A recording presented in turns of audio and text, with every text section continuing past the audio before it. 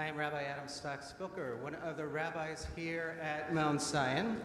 As I welcome you, I am reminded of something that Theodor Herzl said almost prophetically in 1904.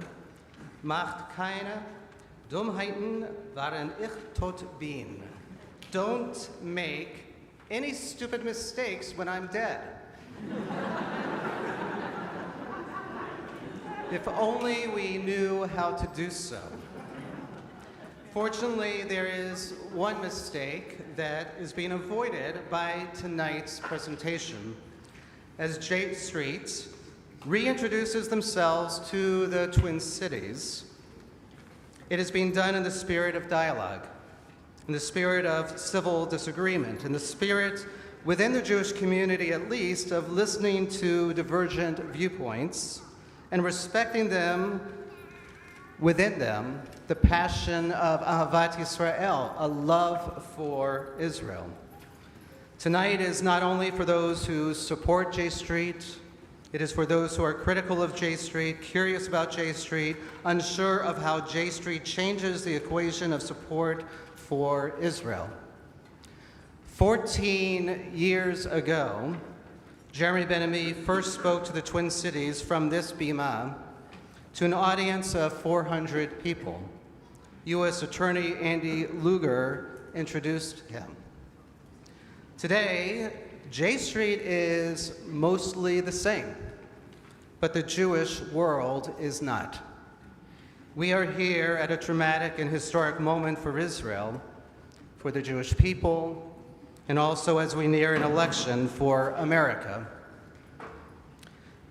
Today is day 343. I have been reciting Psalm 130 daily for nearly a year, praying for the hostages, which includes Shir Ma'alot Mimamakim Karaticha Adonai, a song of ascents. Out of the depths I call you, Adonai. Adonai Shima v'koli tiyeno uznecha kashavot l'kol tachonunai. Adonai, listen to my cry. Let your ears be attentive to my plea for mercy. I have been to Israel twice since October 7th.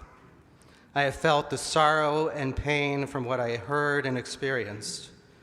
Stories that I have shared and will share on other days. But from that emotional space, when I think about what I can do and what the Jewish community can do, what America can do to ensure Israel's future, I know that it is inseparable from the future of Palestinians, their self-determination, their safety and dignity. And I have felt the pain and sorrow of the horrors happening to too many in Gaza and in the West Bank. I believe that the majority of Jews in our community feel the way I do. We are the middle of the Jewish community, the middle which is the silent middle, or unfortunately the exhausted middle, the middle that are liberal Zionists who oppose Jewish settlement in the West Bank, want to keep an open horizon for the Palestinian people as we work toward democracy, pluralism, and justice in Israel. We believe Israel's existence is not a question, but a reality, and its security is its responsibility as it is for any country. I also know that what is needed is keeping a vision to the long future of an entire region where both Israelis and Palestinians who see themselves as pawns or actors or victims with different levers and spheres of power and influence, all of us must not give up on that future, and I pray nobody makes any stupid mistakes along the way. Jeremy Ben-Ami is the president and founder of J Street. Ben-Ami's family connection to Israel dates back generations, with his grandparents being the founders of Tel Aviv and Petach Tikva. His political resume includes serving in the mid-1990s as the deputy domestic policy advisor to the White House to President Bill Clinton. He's worked on 7 presidential and numerous state and local campaigns. He was Howard Dean's National Policy Director in 2004. He will be joined after his presentation for conversation with Carol Chomsky. She is Professor of Law Emerita at the University of Minnesota Law School, where she has taught nearly 40 years. She is a national leader on legal education and attorney licensing. Her scholarly work includes articles on attorney licensing, the history of women lawyers, American Indian legal history, and late 19th century American legal history. She is a member of Temple Israel and has been active locally in Jewish Community Action and J Street. And finally, before I invite Jeremy to speak, in the words of this week's Torah portion, one of the most powerful verses in Torah, Lo tuchal lehitalem, you shall not remain indifferent.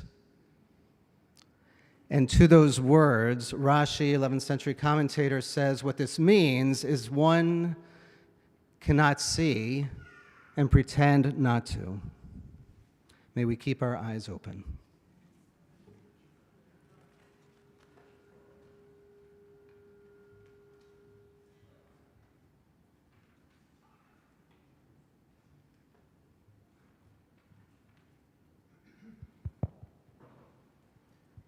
Good evening. Thank you very, very much to Rabbi Spilker. Thank you to Mount Zion. Thank you to the clergy team and the temple team for hosting us here tonight. Thank you, Carol, for agreeing to be the interlocutor here.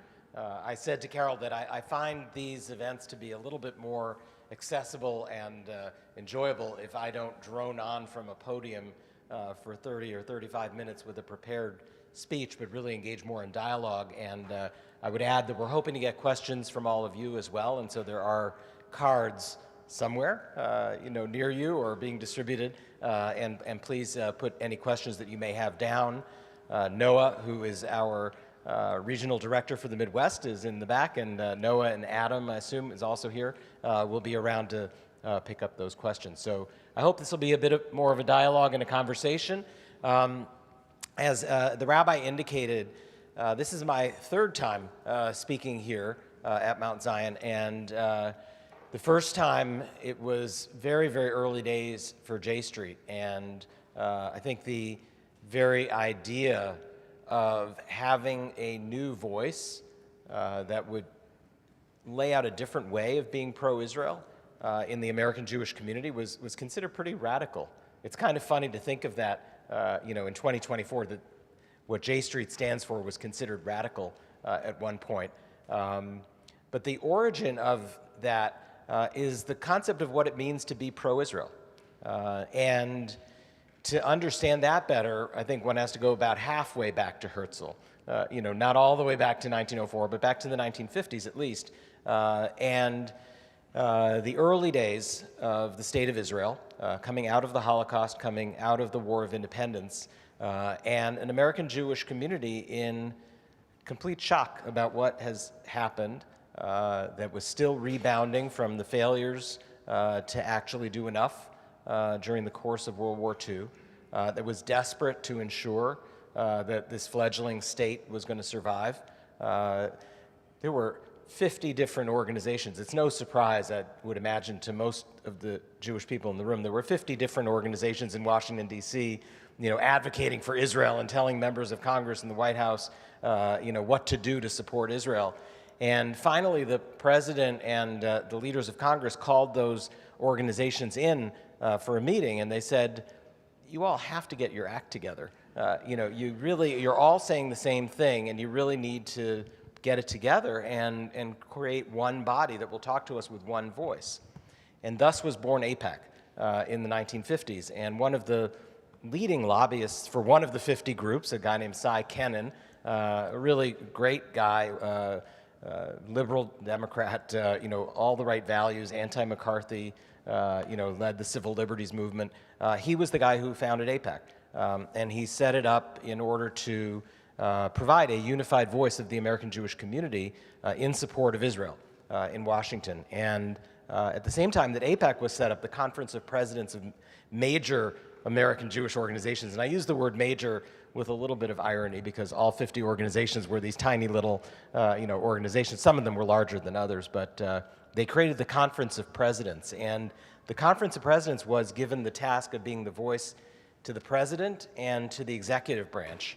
And AIPAC was given the task to speak to the legislative branch. And the concept then was, we all do have one definition of what it means to be pro-Israel. We want that country to survive, and we want to ensure the United States stands with it. And then came 67, 73, real existential threats through which Israel prevailed. And the sense of pride in this community of Jews around the world in the state of Israel for what happened in 67, the ability to withstand the Yom Kippur surprise attack in 73. There was all sorts of terror, the Munich Olympics, Entebbe, the rescue. Out of all of this came a surge of pride and support for the state of Israel that they made it, and it was going to survive. And that was sort of where it was to be pro-Israel. And I grew up in that world. I'm sure many of the people in this room grew up into that world. We enjoyed watching movies. Paul Newman makes a really good Jewish pioneer in good-looking guy, just like all of us. That's the mythology.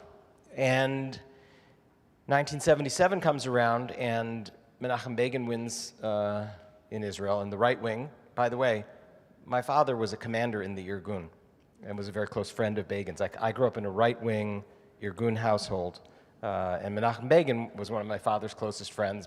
We had a big celebration when he won in 1977. My politics are a little different today. Israel began to shift. It became, obviously, a nuclear superpower. It became the preeminent military power in the region. It's now one of the top 5 militaries in the world. It has reportedly nuclear weapons. It is, it is now no longer the David in this equation. And a right-wing political majority became rather ascendant over these last 4 to 5 decades with brief glimpses. When I lived in Israel in the 90s, it was the Rabin era, then the Barak election, which I helped work on. But by and large, Israel has shifted to the right. And the power and the strength, I believe, psychologically, in terms of the community, has gone a bit to its head, and it acts the power.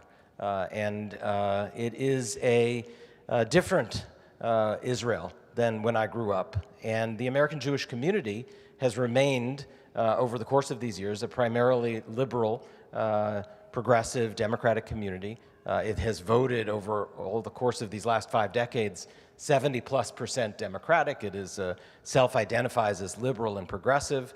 I think as the rabbi indicated, the 50-yard line of the American Jewish community is disturbed by what Israel is doing on the West Bank. It's disturbed by the settlements and occupation. Doesn't like Netanyahu. I mean, his approval ratings are lower than Trump's in the American Jewish community at this point, which is, it takes a lot to get that low.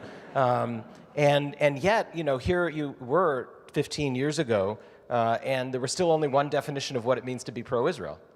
And that was that you had to support what the government of Israel was doing, right or wrong. That was the only way to be pro-Israel. And J Street was started when I first came here, in the early part of this century, with the idea, with the proposition, which seemed radical, that actually you don't have to support everything that the government of Israel does in order to be pro-Israel. I mean, that's the fundamental premise of J Street. There's not a whole lot more to it than that, right? That we care deeply about Israel and we disagree with what the government does. I felt that way for a fair number of years during George W. Bush and under Donald Trump. I'm pro-American. I disagree with the government, but that didn't make me anti-American. It made me rational and sane. But it is and I'm not going to be political. I promise not to be political. It is, I think it was a jolt to the system of the American Jewish community after 40 to 50 years of this concept that there's only one way to be pro-Israel, for an organization to say, not only are we going to disagree, but we're actually going to go to Washington, D.C., and we're going to lobby. And we're going to actually say to our elected officials and to our policymakers, the United States needs a different policy towards the state of Israel than just a blank check and diplomatic immunity for anything that it does. No accountability whatsoever. And so that was where we started. And, that was the radical left. I'm not radical left. You can look at me and, judge based on my resume and my dad being in the Irgun. I'm not the radical left. But that was what we were regarded as. And our principles were straightforward. We support the state of Israel and its security. We support, as the rabbi said, the right of the Palestinian people to the exact same thing, to security and self-determination and dignity and their rights. We think it has to be in a different state next to Israel. We don't want it all in one state, because then that state is going to be in a constant state of fighting each other, as we see on October 7th, and it won't be Jewish in character. It's probably not going to be democratic, because I don't see everybody getting the vote.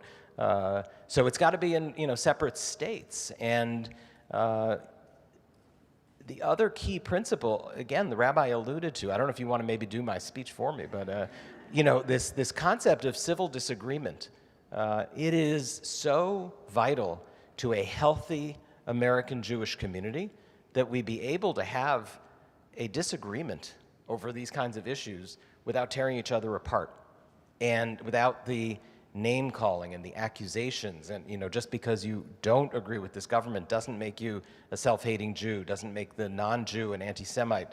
You can actually be a non-Zionist, an anti-Zionist, and be Jewish, right? That was a very long tradition of that prior to the creation of the State of Israel. The Reform movement was anti-Zionist. I don't know how many people in the room know that, but until 1950, the Reform movement did not believe that the project of creating a national homeland of the Jewish people was a good idea. Does that make them anti-Semitic? No, the Reform movement was not anti-Semitic. I'm just breaking that to you. This is a really important concept in Judaism, that we argue.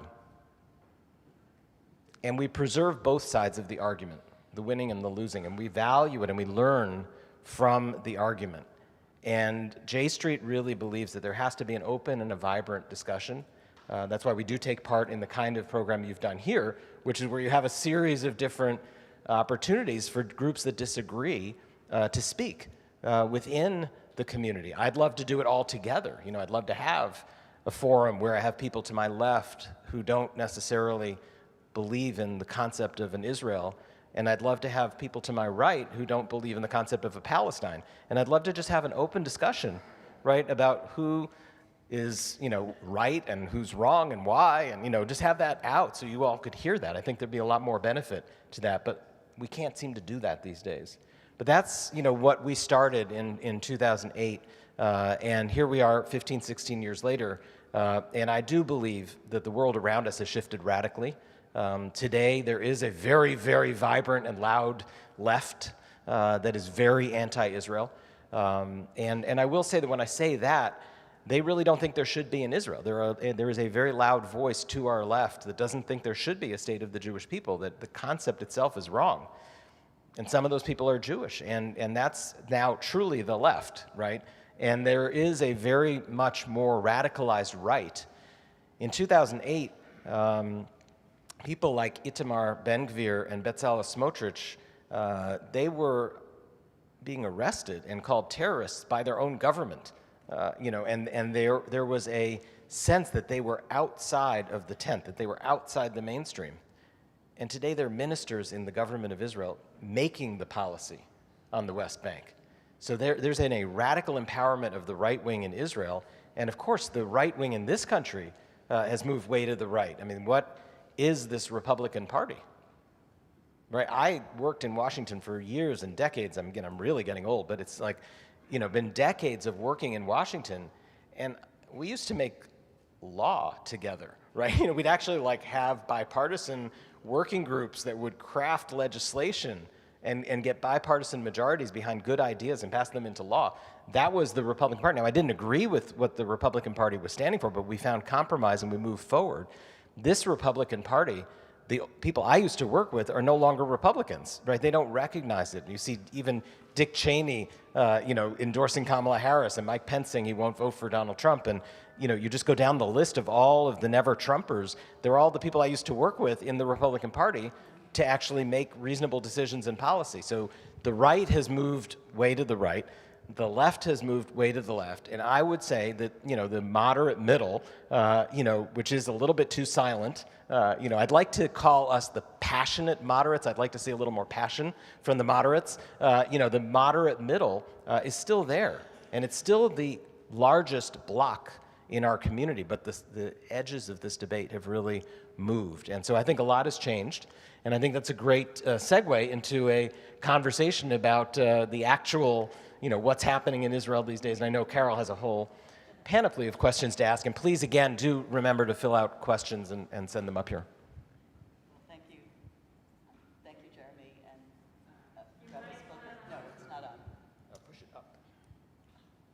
That is probably better, yes. Thank you, Jeremy, for those comments, for coming here to the Twin Cities to share your thoughts with us. Thank you to Rabbi Spilker and Mount Zion for hosting.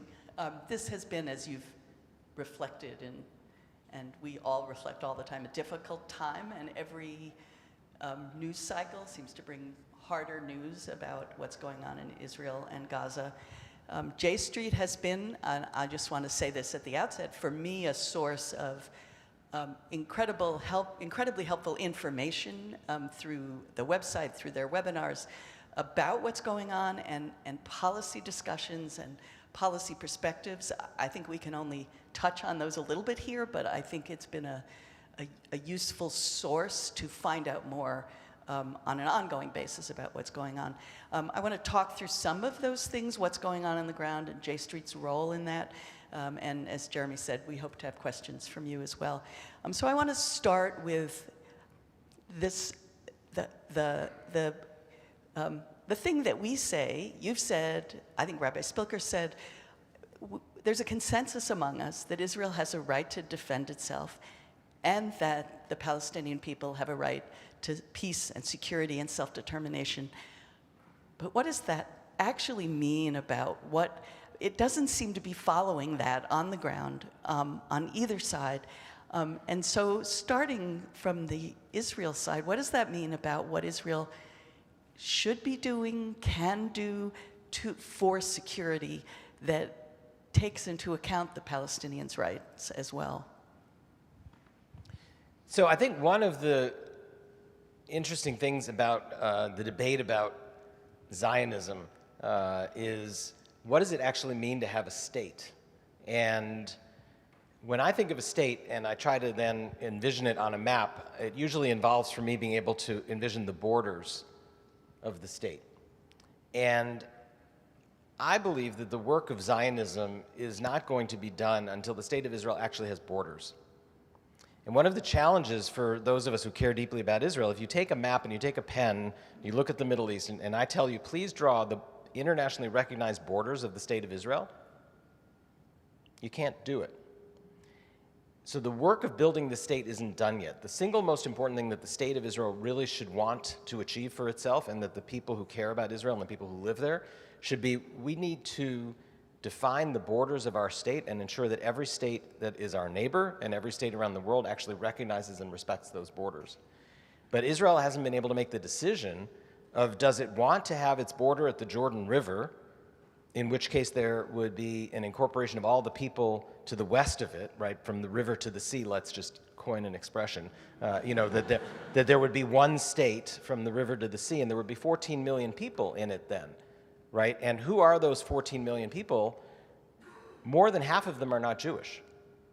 So if the state of Israel wants to have its border at the Jordan River, and the people there are a majority not Jewish, but you want to have a Jewish state, and you want it to be a democracy, how does that work?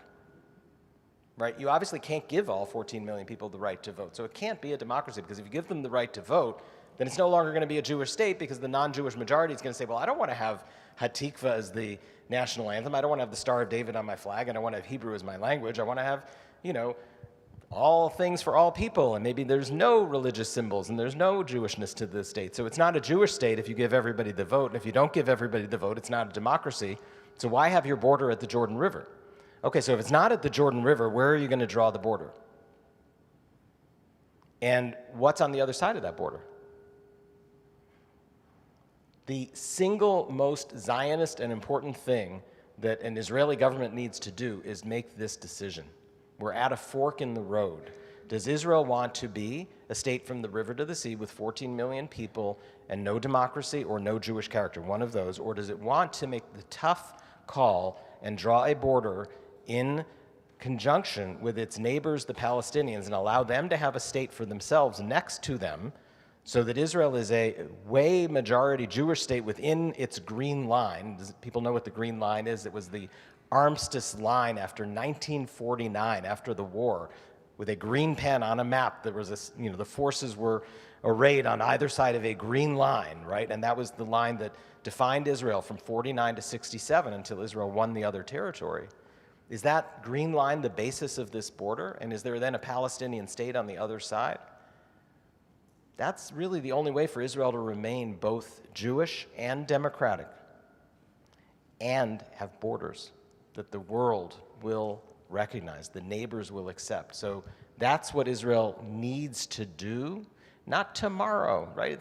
Obviously we're in the middle of an incredible moment of crisis. I'm not saying tomorrow. And this prime minister, never going to do it, right? So we're talking about the next government perhaps. But that's where it has to head. We're at this fork in the road. If you follow Netanyahu, Ben-Gvir, and Smotrich, and you have the river to the sea version of Israel, you have an illiberal, undemocratic theocracy that oppresses another people in perpetuity, or you follow the other fork in the road and you find your way to draw a border and have peace with your neighbors and acceptance from the world. So you turned very quickly to a political solution, and I was going to get there and ask questions about that, but I really wanted to start a little bit more with the war. What's going on now, and what is it that legitimately should happen? And maybe part of this is towards peace and hostage release, but part of it is also the prosecution of the war. It's part of what's devastating is the news of what's going on in Gaza with the fighting, and sort of how can they see a path forward to the point where they could turn towards really talking about the longer term political solution? So yes, I always tend, as many of you who know me or have heard me speak, I do tend to leap straight to the political solution to the conflict, because I really think that's the best way to ensure security and avoid war. But in the short term, this war has to end, right? There is no military way to wipe out Hamas. There is no military total victory, as the Prime Minister's MAGA cap says, in English on it, total victory. The right of the State of Israel to act militarily against Hamas, to me and to J Street, is unquestioned, right? It was a state that was attacked by a non-state terror actor in a heinous way. No state in the world would not have responded with force and gone after the people who perpetrated it. No question in my mind that they had the right to do that. Secretary Austin, our Secretary of Defense, cautioned Israel on the third day of the war, don't make the mistakes that the United States made in Afghanistan and Iraq. And the State of Israel proceeded to go right ahead and make all those mistakes. We have seen a prosecution of a war that, in my opinion and the opinion of many legal scholars, and I'm not a legal scholar, does go beyond the parameters of international law. The questions of proportionality, the question of the use of force, there have been numerous incidents that cross that line and have gone too far. The President has said that, the Secretary of State has said that, generals in our own government have said that. It is time for this to end, but it has to end in a way that brings the hostages home, right? The number one issue for Israelis, and as somebody who knows many families that are in this horrible situation right now, the number one issue for all of us is we have to bring the hostages home. And again, we're not going to bring them home militarily. I mean, we're seeing that the military operation is resulting in more of them dying than it's rescuing them. And time is not on their side. So the way to bring them home is through a agreed upon negotiation and deal that ends the fighting and brings the hostages home and surges aid. And that should be the first priority of this government. That's what the 500,000 people in the streets last weekend in Israel were calling on the government to do. The defense minister of Israel in a cabinet meeting just 10 days ago said to the prime minister, you are sacrificing the hostages for this little corridor of land called the Philadelphia Corridor at the south of the Gaza Strip. And so it's not just me as some crazy, pro-Israel, pro-peace, pro-democracy activist in the United States. This is the defense minister of Israel saying that this is a mistake. So that's what we need right now. We need this to end through an agreement that brings the hostages home and surges aid into Gaza. So you said you would have liked maybe a panel with some to the left, some to the right. So I'm going to ask a question from the left and then a question from the right, I think. Israel is doing not at all what you just said should be done, either long term, but just thinking about the war, prosecuting the war, and what their aims are. And then Netanyahu says one thing in private and something else in public. We don't seem to be getting anywhere it feels like we're not getting anywhere in changing that. Does there come a time when we say, we're not supporting Israel because this is what Israel is, and this is what Israel is doing and continues to do?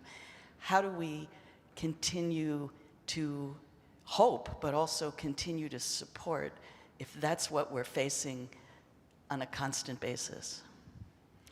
So I tend to be very precise in my use of words. And I think it's really important to be precise with regard to the question. Because I don't think it's a question of saying we will no longer support Israel. Right? That, I hope, certainly me as a person, J Street as an organization, I hope the United States as a country, I hope we as a community will never get to the point where we are saying we will not support Israel. What I think the question is are we using the levers available to us as the senior partner in this partnership to try to help Israel get to a better policy? Are we exerting the leverage? Are we exerting the pressure? Are we using all the tools in our toolkit? And I believe it's more of a calibration of a dial than an on and off switch. I don't think that an arms embargo and stop shipping anything to Israel tomorrow, that is not going to happen, and it's not the answer. But I do think that the United States can be sending much stronger signals by withholding certain shipments of offensive weapons, by really actually enforcing American law.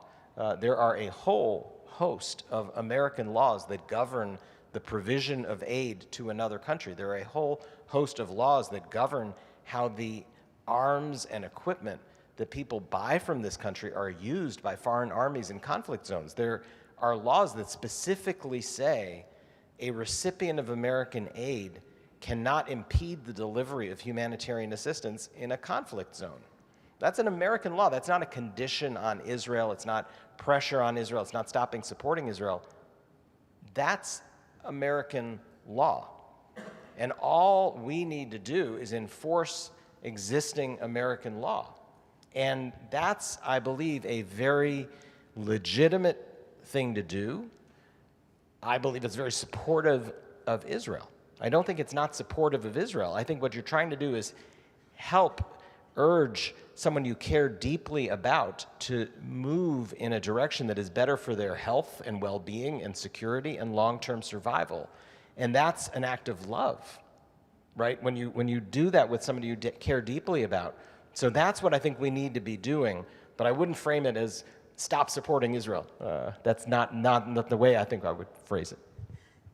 That's a fair correction. I was thinking, even as I asked it, there's Israel the government and Israel the people too, and that Such an important distinction. Yeah. From the other side, and I may want to go back. Oh, let me ask one other question about leverage, which you talked about. One of the things that was suggested by one of the activists in Israel on the West Bank, which we'll come to today in the webinar, was that the U.S. should take different positions than it has in the UN, that we should stand up internationally differently as part of that push. And I wonder if you can talk a little bit about that. So that is the second key lever. There are 2 points of leverage that the United States has with regard to Israel. The first is the money and the aid and the arms, and the second is our positioning in international institutions. My shorthand for this is our aid to Israel shouldn't be a blank check, and we shouldn't be providing diplomatic immunity from prosecution to Israel under international law. Those are the 2 basic premises, and that's the second one. We talked a little bit about aid and weapons and enforcing American law on the first. On the second, what we tend to do is, if the United Nations wants to pass a meaningful resolution in the Security Council, the United States vetoes it. And the American Jewish community encourages presidents and encourages, through acts of Congress, presidents to protect Israel, because the UN is anti-Israel and it is anti-Semitic, and everything it's doing is targeting Israel unfairly. But again, my argument is the rule of law, the international rules-based order that we set up following World War II, is a critical way of trying to avoid what happened in the first half of the last century with 2 world wars and of course centuries before that, of unbridled bad actors. When a state like Russia just simply charges into Ukraine and grabs territory and says it's mine, right? We all know that's wrong, right? Well, there's actually, international law that came into being in the wake of World War II to say that's wrong, and the UN has mechanisms that are supposed to hold countries accountable to those laws.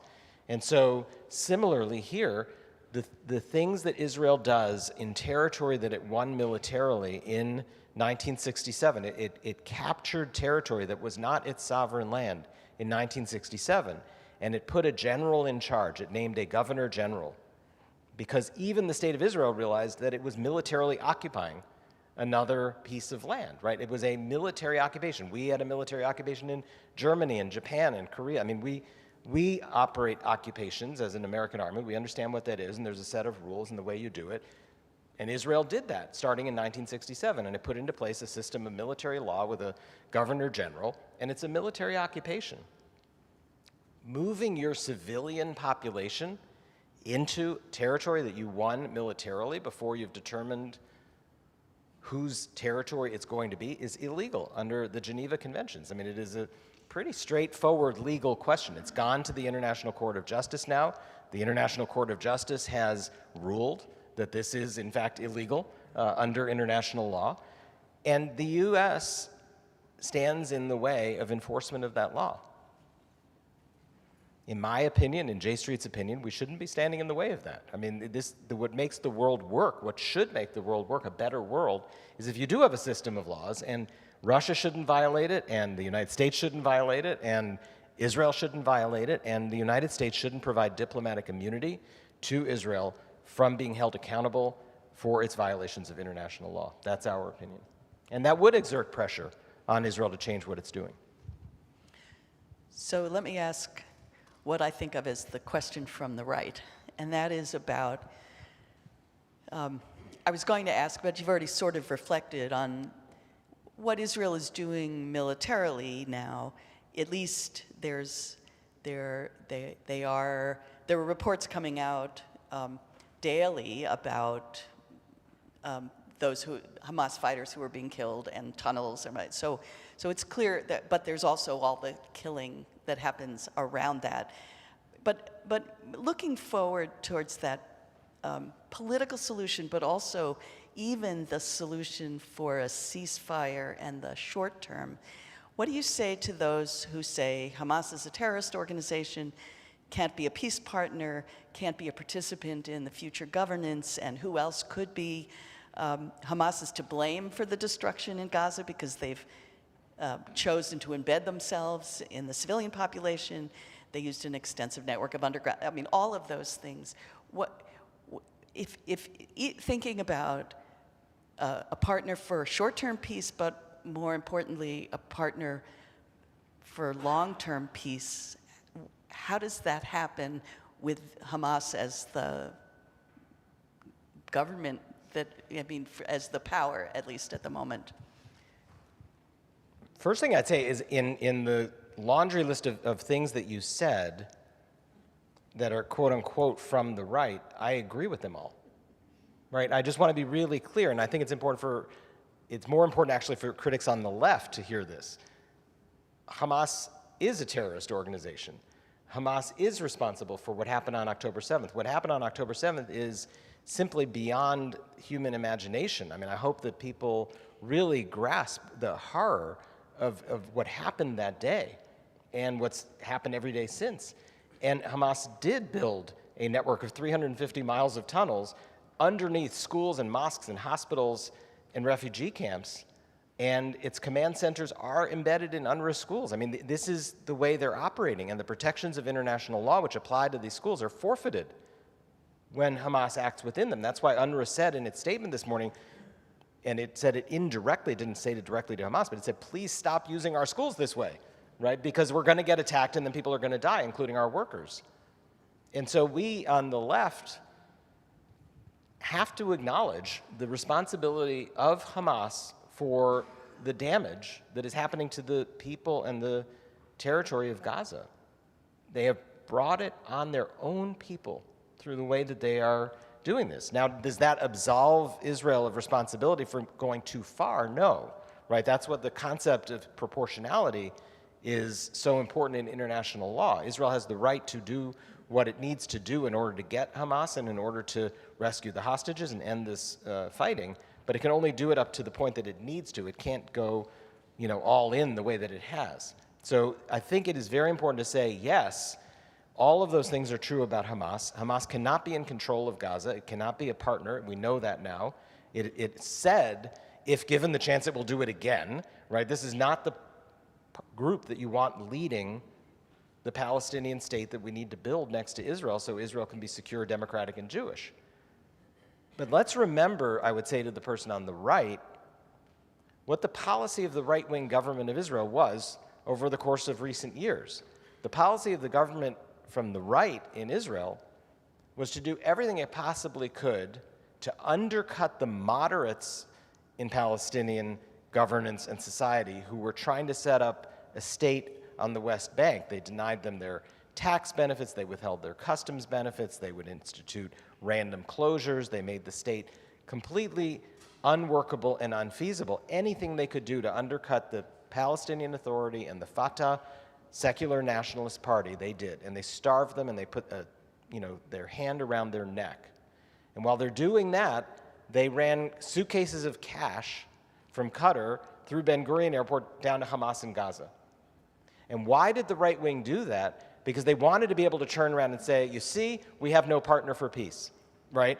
And it's the strategic failure of the right-wing government in Israel that led to the situation on October 6th that we had, with a failing Palestinian Authority, starved of any resources, unable to pay its salaries, corrupt, inept, 12% approval from its own people, and a Hamas that had been flush with cash, armed to the teeth, and ready to attack.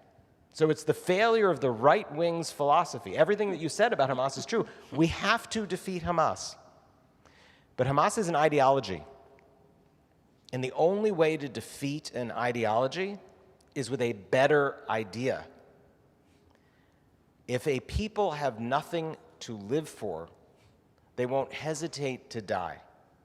So the way to beat Hamas is to give the Palestinian people something to live for, right? To build a better future, to give them a stake in living so they don't want to die and kill their neighbors. That's the strategy to beat Hamas. And it's the exact opposite of what the right-wing government in Israel pursued for the last decade as it built up Hamas and gave them the very cash that built the tunnels that led to the disaster we have today. So I think there may be some questions coming from the audience, but before that I want to shift to what J Street's role is here. What, over the last 14 years, what successes, what's different because J Street was there, and what difference does it make for Americans, and especially American Jews, to be engaged in the J Street efforts, and what does that look like?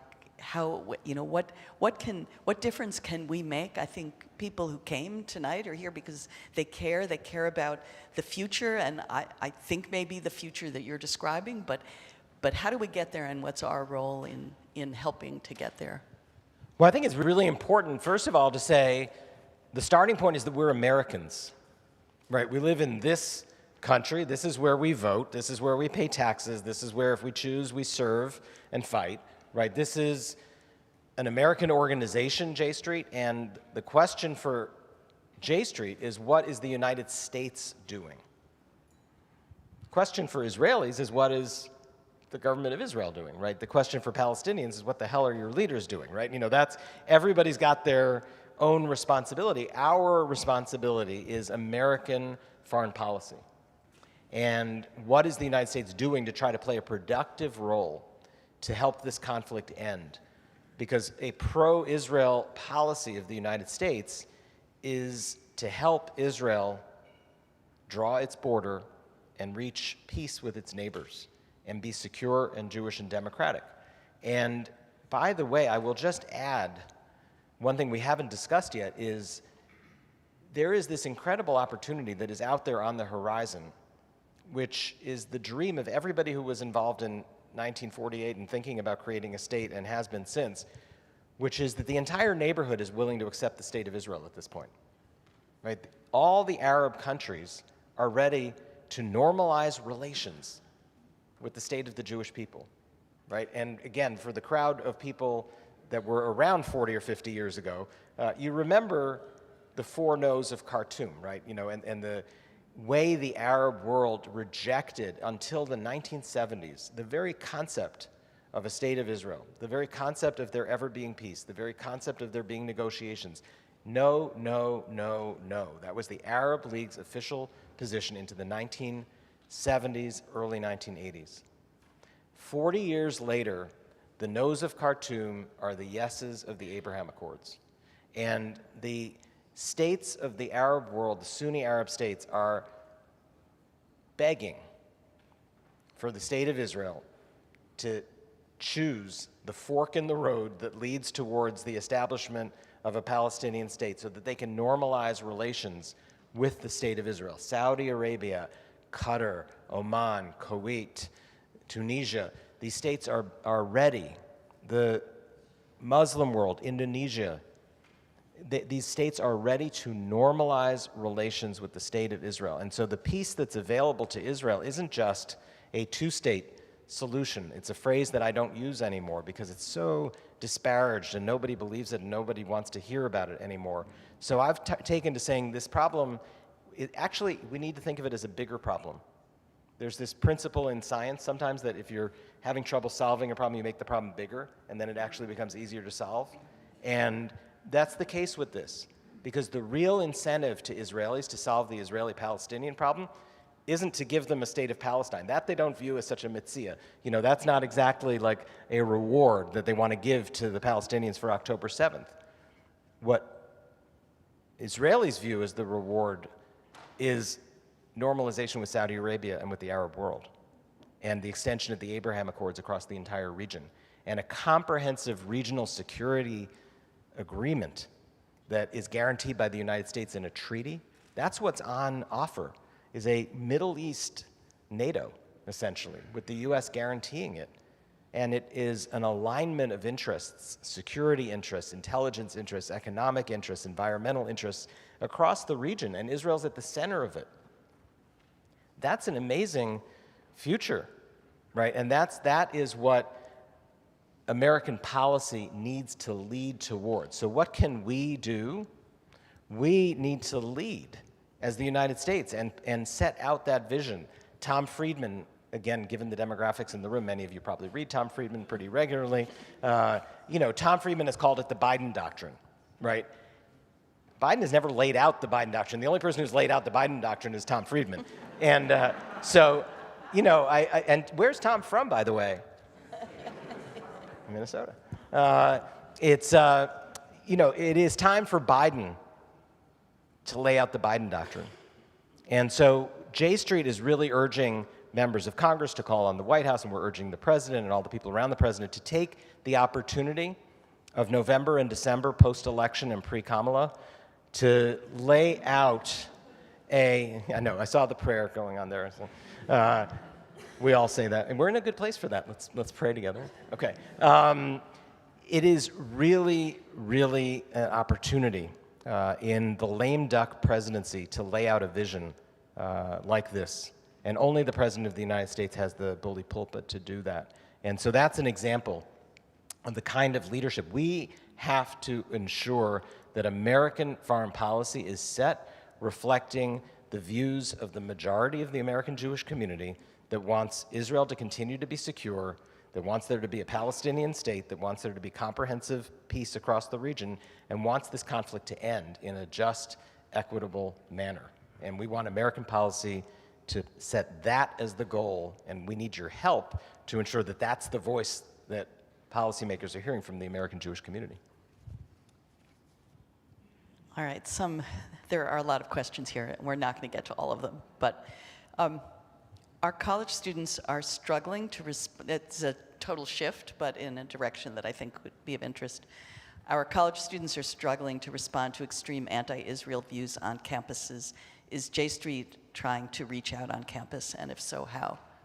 So, wonderful question. I know there's a group of Macalester students who are here, and J Street is very active on college campuses. Unfortunately, we don't have a chapter right now.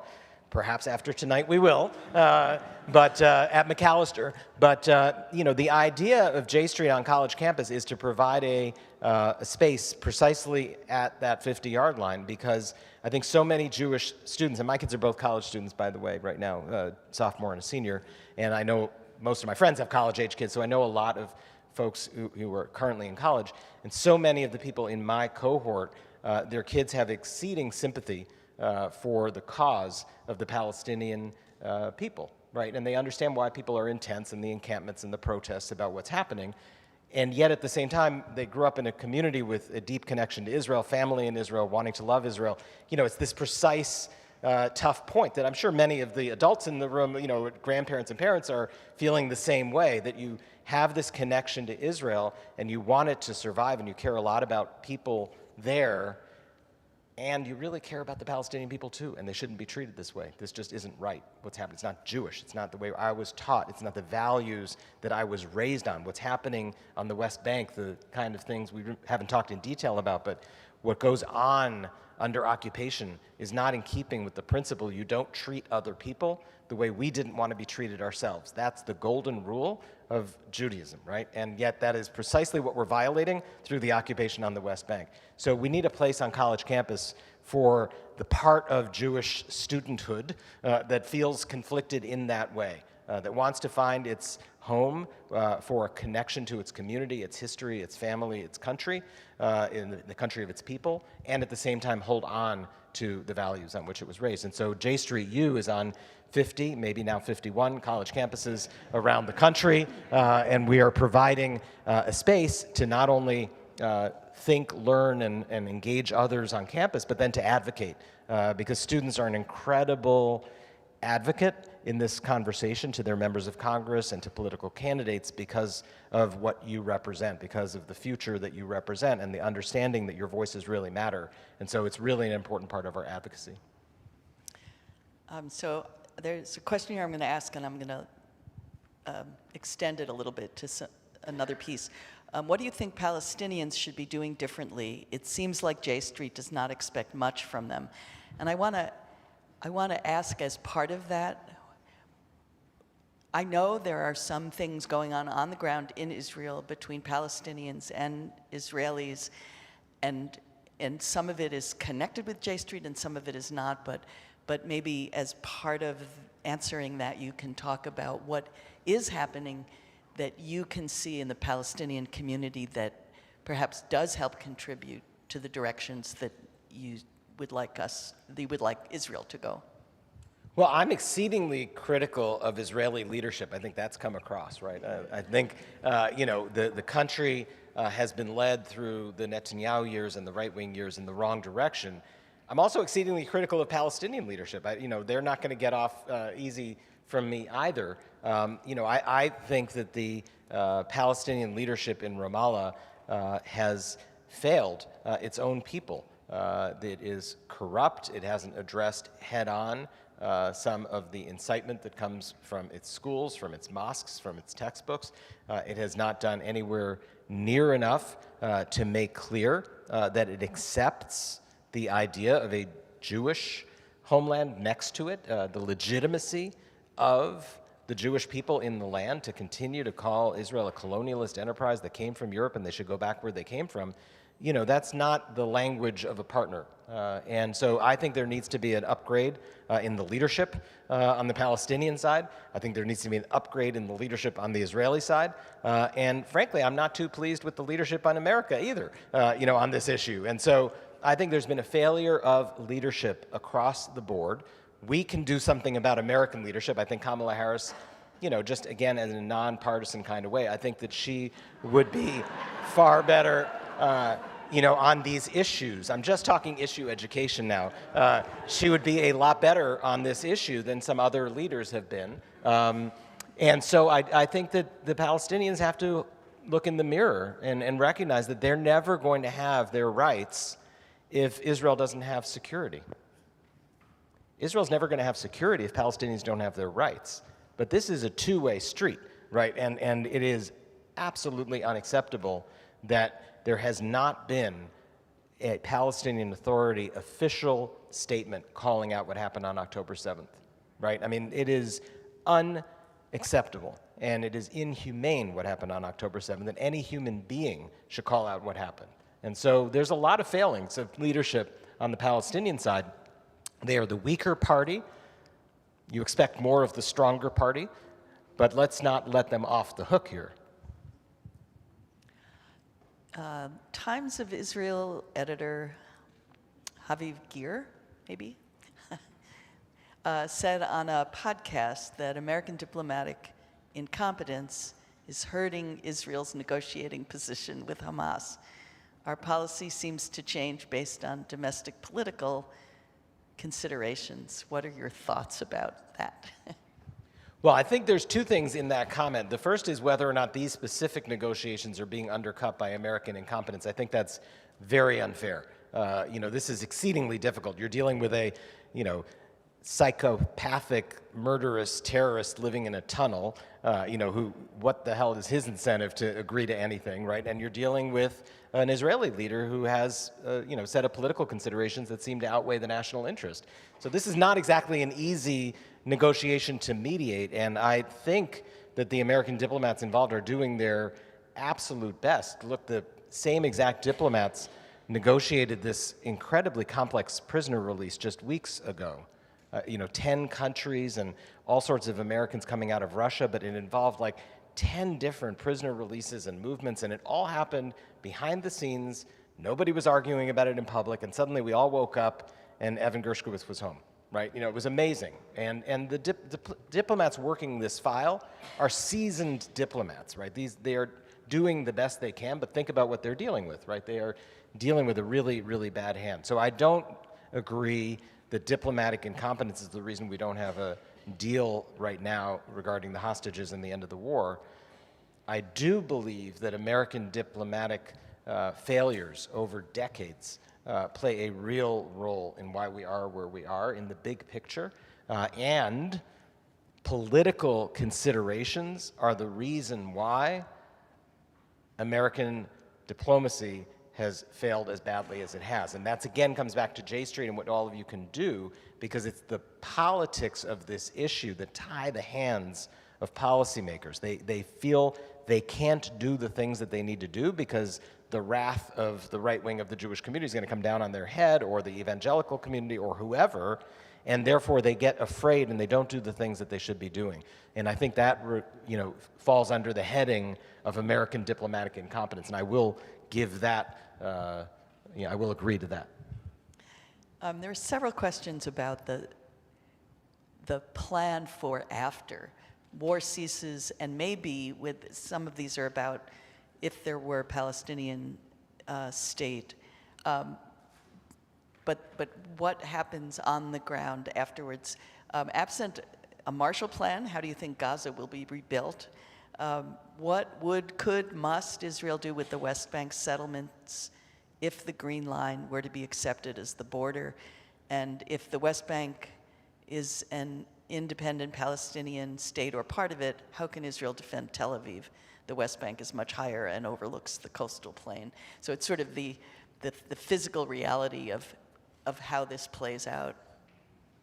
So first of all, these are all really, really important and the exact right questions. And it's also not the kinds of questions that I'm going to be able to give you like the entire answer in the course of just a few minutes here. But there is a lot of work that's been done over decades about the answers to all of those questions, and it's out there. If you really are interested in reading model peace agreements, what does the security arrangement look like? What has been done by the United States to train Palestinian security forces on the West Bank over the course of the last 2 decades? Your tax dollars have paid for the creation of a Palestinian security force that IDF generals will tell you is a reliable security partner.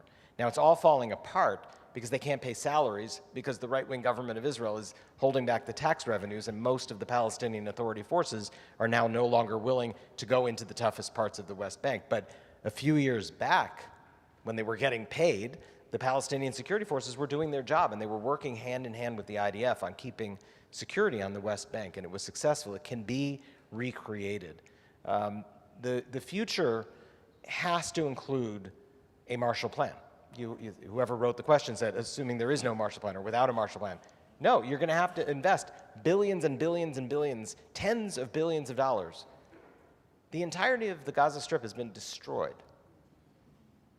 Right? I mean, it is leveled. 60 to 65% of all the structures are gone. 90+% of the people don't have a place to live. There's nothing left of the schools and the hospitals and all the rest of it. I mean, you have to rebuild the entire Gaza Strip for 2 million people. Now, that is a Herculean task, but it's possible. Right? Million-person cities get built by China like daily. It is not impossible to do this.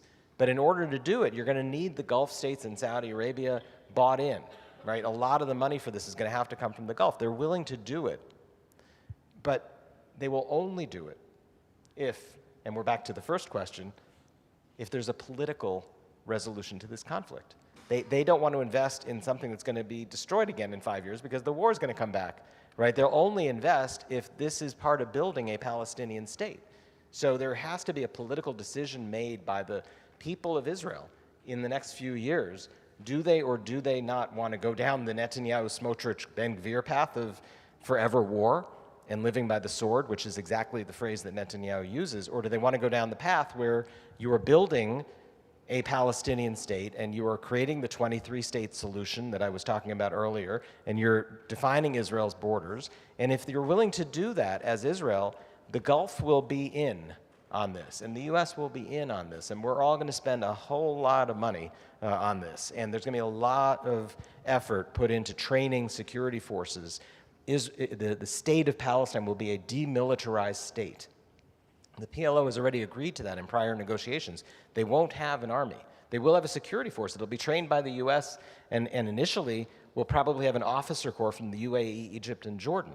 Right? It's going to be a very, very complex process to answer the very legitimate questions that are in that little stack there. But the answers are out there, and the answers have been developed over decades because we've been working on this for decades. And there are answers. What's lacking is political will. You need the political will, and it's got to start with a decision on the part of the leadership of Israel and the people of Israel that they want to choose that alternative path and not continue down the path that we're on right now. So I think maybe the last question is really about our own community conversations. The particular question that's asked is it's sort of two parts. How should the Jewish community continue to approach the Palestinian narrative of experiences in a way that is being empathetic but also beneficial to our community? Could this include inviting Palestinians to synagogues, for example, to speak at synagogues, but also the other side of this, working with anti-Zionist Jews? And you've talked about the way you have had those conversations that cross. I mean, you've talked about being at the 50-yard line. There's, and that's about the American Jewish piece. The Palestinian experience is a different aspect of that. But how do you engage with, and how do you think J Street can help us engage with those conversations to bring those perspectives in, but also just to have the dialogue that I know you think is really important? Well, let's be honest. Having this dialogue is very painful.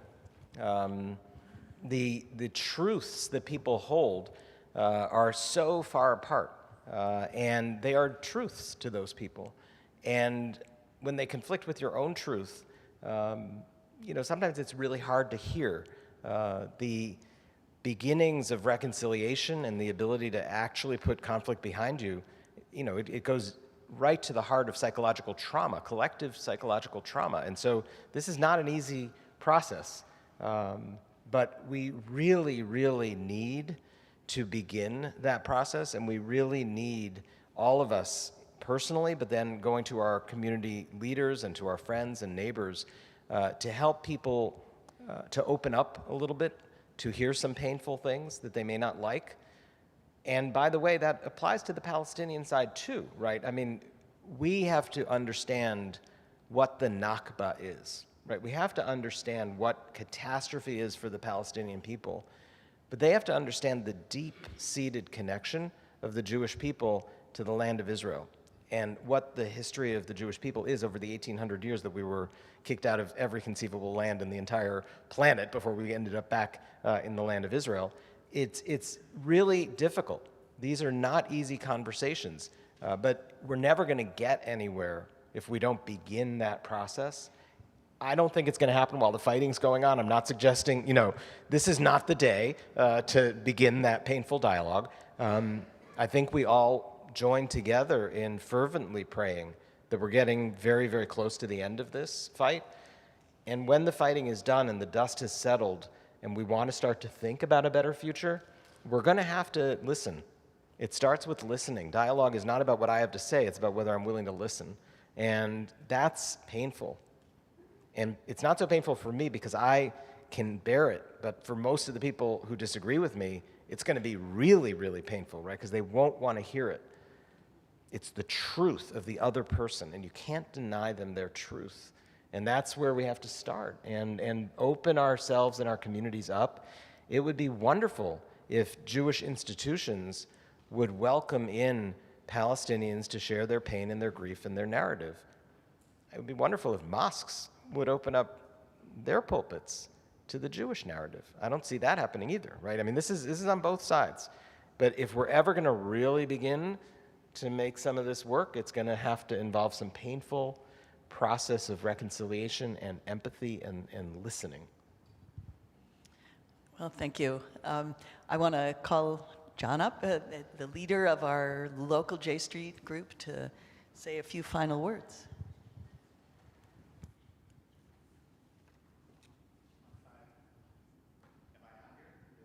Well, you can hear me anyway, can't you? Okay. We'll do it this way. I really only want to say one thing before releasing all of you to go go into the next room for a dessert reception where you can talk with Jeremy, you can talk with Carol, and if they're occupied, you can talk with me. First of all, thank you all for being here. And thank you, Jeremy, for speaking to us. Thank you, Carol. Thank you, Rabbi Spilker, and Mount Zion for hosting this event. If you think that this is the kind of voice that Minnesota elected officials should hear, and if you feel a sense of community with the kind of views that are being expressed here and the kind of thinking that it represents, then I'd ask you to fill out this little checklist and indicate in some way to us that you'd like to be involved in the J Street chapter. So far, we've had community events. In the wake of October 7th, we had house meetings. We formed a study group. We can form more of those. We've had, over the past few years, lots of meetings with our elected officials. But advocacy and relationship building is something that runs very deep and something that requires a true community effort. So think about whether you want to be involved in some way at all, and we'll collect these and you'll hear from me or somebody else in this room. So thank you again. Please join us for the reception outside of these doors, and thanks for coming.